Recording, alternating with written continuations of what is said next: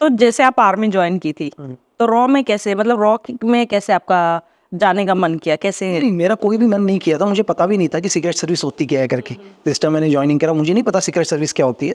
तो नॉर्मली जैसे मैं सब जगह ही बता चुका हूँ बहुत है कि जब मैं पढ़ाई कर रहा था स्कूल में 11 पर पढ़ाई कर रहा था, तो नॉर्मली तो जैसे इंडियन आर्मी की या BRO की कोई भी भर्ती निकलती है सेम मैंने भी ज्वाइनिंग करा, ठीक है, नॉर्मली वही चीज़। तो उसके बाद जैसे ही हम लोग ट्रेनिंग में जाने वाले थे तो उससे पहले कुछ एक सीनियर्स ऑफिसर्स वगैरह मिले, मुझे नहीं मालूम था कि कौन है करके या ये कौन से डिपार्टमेंट के लिए काम करते हैं।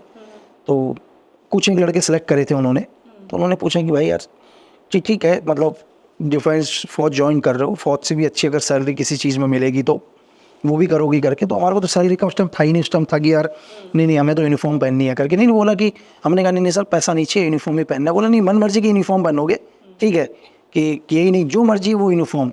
तो ऐसा लगा मजाक कर रहे हैं करके चीज़ें ये वो।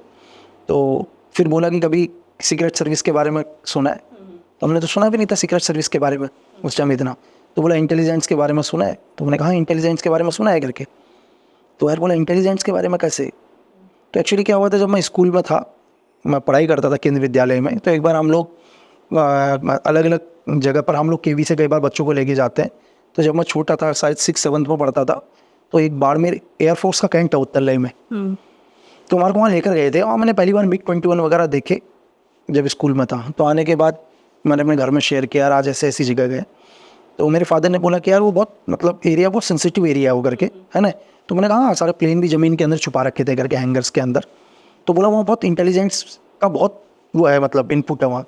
तो इंटेलिजेंस मुझे लगा कि पढ़ाई में कोई इंटेलिजेंस वगैरह।